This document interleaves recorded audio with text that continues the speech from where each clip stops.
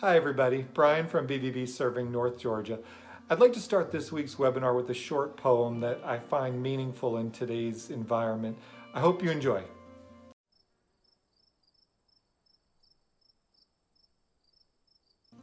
My wife is looking at me like I've never read a poem in my life, but we're also a little bit stir crazy as we've been locked together now for a month. So I hope you enjoyed that. I think it has meaning right now because we've all been going through tough times and it's difficult, but we're going to get through it. We're going to come out of this stronger than we've ever been. One thing about our country and our history has been that no matter what has happened to us, we've always rebounded and we've always come out stronger. Better Business Bureau wants to be there to help you. So please call us, text us, chat with us, get in touch with us. We want to be there to support you. We want to show you the things that are available, and hopefully you're finding these webinars useful. I'm hoping everyone is healthy and safe. I'm hoping you're doing well, and I hope we get to talk with each other real soon. Thanks, everybody. With so much economic uncertainty, you need resources you can trust. The Better Business Bureau continues its weekly webinar, Building Trust in Trying Times. This week focuses on how to protect yourself and your business from scams. Channel 2's Sophia Choi talks with Nicole Davis, a tax expert, about how you can take advantage of the CARES Act programs. We'll also review ATL Strong, the campaign to support Metro Atlanta residents feeling hardships and health issues caused by COVID-19. And we'll share fun stories of how local businesses are coping with shelter-in-place orders. In times of challenge, we always pull together as a community. You need access to tools and resources that help you manage your business and your life. We hope you find this information useful. And remember, we're not only going to go through this, we're going to grow through this. If you're an accredited business who has been out helping your community during these trying times, whether it be handing out hand sanitizer, food, or other helpful deeds, we'd like to know. Submit your story and let us know how you're being a better business while supporting the community, and you may be featured in our weekly webinar.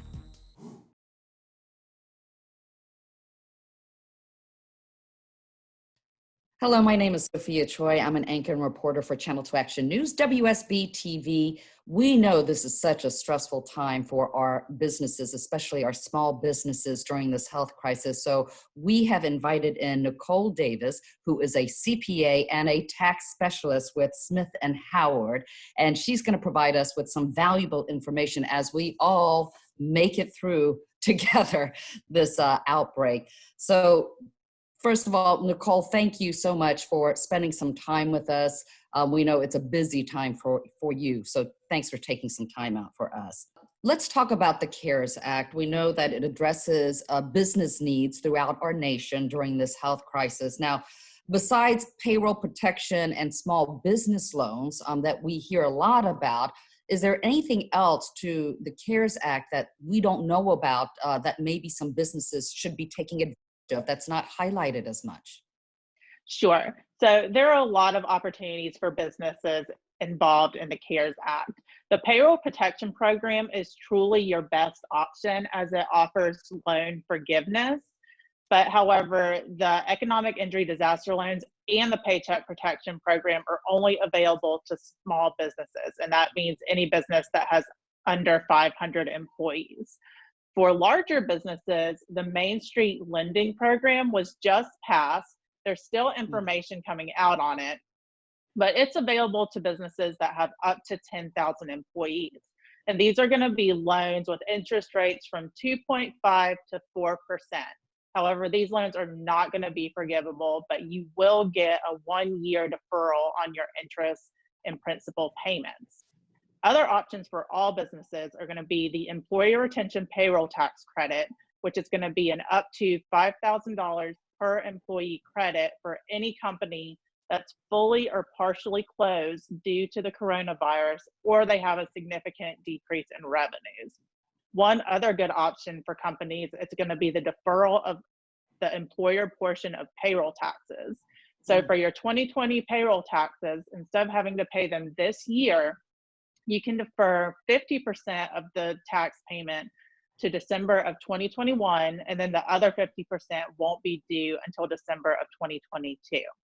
And then our last option that we think is a good opportunity for all businesses is the IRS is extending the opportunity to do net operating loss carrybacks. So those are going to apply for tax years 2018, 2019, and 2020, and they'll be able to be carried back for the prior 5 years to cover any income received. We know everybody's been waiting on those stimulus checks, and they are starting to show up in banks.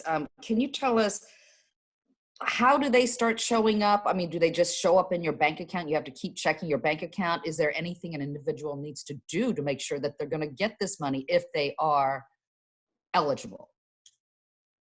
So like you said, people are starting to see the money already, which is great. And the people that are starting to see the money now are the people that had their banking information on their 2018 or 2019 tax returns. If you did not have your banking information included on your returns, the IRS has a new website. It's irs.gov/coronavirus, and you can go there and enter your direct deposit information.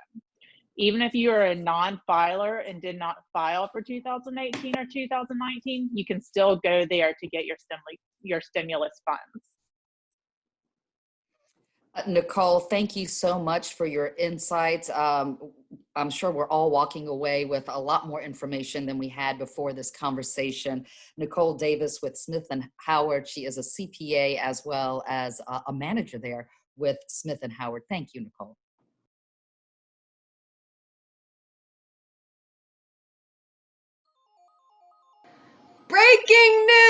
Breaking news, attention. You got Lauren Myers here with the Better Business Bureau. Yeah, I'm gonna need everyone to sit down. I'm gonna need you to put your phones down, your pens down, your papers down. So we got something exciting. ATL Strong.org. You guys, this is a new website and it is going to act as a COVID-19 resource hub, not just for Atlanta residents, but for businesses. You guys can sign up for COVID-19 text alerts. You can request information on emergency fund assistance, and of course there's so much more, but we actually launched the hashtag ATL Strong Fund. It is a donation campaign. It's led by the mayor's office, and they collaborated with United Way of Greater Atlanta, and they did this to support the city of Atlanta residents who are experiencing not just economic hardships, but health-related issues that are caused by COVID. You guys, the donations from the hashtag ATL Strong Fund will support not only food security for Atlanta's children and seniors, but we're going to support individuals who are experiencing homelessness, small business assistance, emergency assistance for Atlanta suffering financial hardships due to the pandemic, such as a loss of income, rent, or even utility assistance. We are sending love from the Better Business Bureau in Atlanta. And remember, always start with trust. Thanks, guys. Hi guys, it's Brandy Zaccardi with your local Better Business Bureau. Thanks again for joining us this morning for our Building Trust in Trying Times webinar series. We hope you're seeing some value out of what we've already shared. Today we're going to talk about how social media can be fun, but can also be dangerous. So as we're all sitting at home, I know a lot of us are online trying to find something to do to keep us occupied. And I'm seeing a lot of Facebook fun quizzes and games that our friends are playing just to kind of rejuvenate whatever's going on in your mind. But for example, I know a lot of our high school graduates this year haven't been able to walk with their class because obviously school is closed for now. But I'm also seeing a lot of my friends trying to honor those graduates by posting pictures of their high school photos, sharing things that could really be used against you later on down the road. Other types of things that I'm seeing online is, we're trying to reminisce on all the old cars that we owned, or how many animals we've had and what all their names were. And I've even seen some really fun, cute little quizzes. For example, I saw one come on my Facebook page that said, "What were you back in the 1940s?" And when you click on the quiz and you answer some questions, it creates this image of what you could have been back in those days, and I would have been a bootlegger. But the point is, again, when you're clicking on things like that, the developer of that app now has access to possibly your contacts and other information in your phone or on your computer. So be sure that you're conscientious of things when they're coming through your social media. Even if it seems innocent or harmless, you never know what's going to happen with your personal information. And I can tell you, there are some unscrupulous people right now that are banking on us consumers and even business owners who are just busy with our lives and sometimes just falling prey to these types of simple tricks and quizzes that they're putting out there. So don't fall for it. Don't put your maiden name out there. Don't put your high school information. Don't publish all the cars you've ever owned, because if you think about it, those are the security questions whenever you set up an account with an organization. Don't they always ask you what your mother's maiden name is, or the first make and model of the car you owned, or even your pet's name? Yeah, be careful. It can seem innocent and harmless, but it's not. Something else that we want business owners to be aware of is the business email compromise scam. With all of us working from home right now, it's really easy for one of your employees to receive what looks like an email from the CEO or maybe the payroll administrator for your organization, asking that person click on links, which could compromise your company's database and payroll system. So just really pay attention to what's going on online nowadays. Always take a minute to say, is this legit? And if you're not sure, contact the person directly who sent it to you, meaning don't respond to that email. Pick up the phone and call your boss if you think he sent you an email asking you to transfer funds. Same thing with social media. Think twice before your friends say, hey, jump on this bandwagon of listing the 10 questions that I've posted here with all your answers. I think it's just a matter of we got to be savvy, even though we're all required to stay home now. So again, I hope you guys enjoyed this short message and that you're getting some value out of BBB's Building Trust in Trying Times webinar series. Please visit our Facebook page and our Twitter account, and be sure to subscribe to our YouTube videos. So you can find us by simply Googling BBB Atlanta. You can go to our website at bbb.org. Let us know how we can help. Did you know that credibility and trust are the top two-sided reasons why businesses seek BBB accreditation? In fact, according to a 2019 survey, BBB accredited businesses told us accreditation brought reassurance to their customers because it tells a story of stability, security, and reliability. It demonstrates your commitment and desire to build trust with your customers and validates your moral compass. This is important because we are all impacted by the rapid change to our business environment due to COVID-19 concerns. And the fact is, consumers are looking for trustworthy businesses more so now than ever before. Now's not the time to miss out. Be sure to stand out by proudly demonstrating your commitment to credibility and trust by placing BBB's logo everywhere you advertise. BBB's seal for your website is dynamic, allowing consumers to click it, which takes them directly to your BBB business profile, where we tout your BBB rating, accreditation status, business details, and much more, all of which speak to your reputation. Use it in print advertising as well.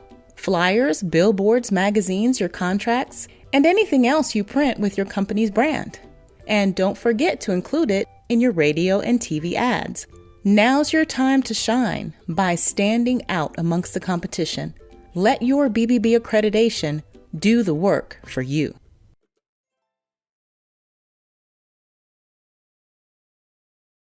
Hello, I'm Anita Harris. I'm the Community Engagement Executive with the Better Business Bureau, and I'm here today to talk to you about Georgia's shelter-in-place order and what that means to us. On April 8th, as most of you probably already know, Governor Kemp extended the shelter-in-place order that we already have. He extended this until 11:59 on April 30th, 2020. His original order, which went into effect on April 3rd, lasted until April 13th. Now it's been extended until April 30th. So what does that really mean to you and I? Well, mostly it's just a continuation of what we've already come to understand as our life as it exists right now. Under the order, people are only allowed to leave home for essential activities or travel.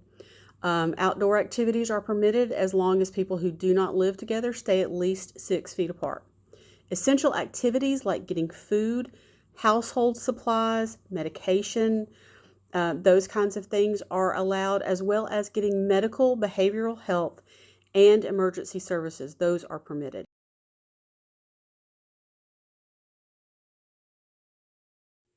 Okay, so I'm going to leave you with one last thought. If Dr. Seuss was with us today, he might have this to say. We can shelter in place in a chair, but we can still go outside and get some air. We can shelter in place in a car, but we cannot drive it very far. We can shelter in place in a room, but our meetings are probably still going to be on Zoom. We can shelter in place and do our part, but we can still be together in our hearts. Please stay safe. Shelter in place, wash your hands, wear a mask, flatten the curve. We are stronger together. On behalf of the over 400,000 accredited businesses that support our services across North America, BBB salutes those individuals who cannot shelter in place. Many remain on the front lines, delivering essential services, often at great risk and sacrifice, to enrich or save lives in this time of desperate need. Thank you. Eventually, the all clear will sound, and we will begin returning to normal. Hopefully, we will never forget how much we missed our normal while it was away. You know, at BBB, we are absolutely committed to the support of small businesses. So if you have any questions, need any assistance, don't hesitate to reach out to us. And you can do that by our special dedicated phone number, our Trust Us email. You can also reach us through our websites and our social media. Also subscribe to YouTube. Click on that bell notification so you can get those timely updates. Now, working together and supporting each other, we can absolutely get through this current challenge. You can count on that as you can count upon BBB. We've been serving consumers and businesses for 108 years. So BBB, building trust in trying times.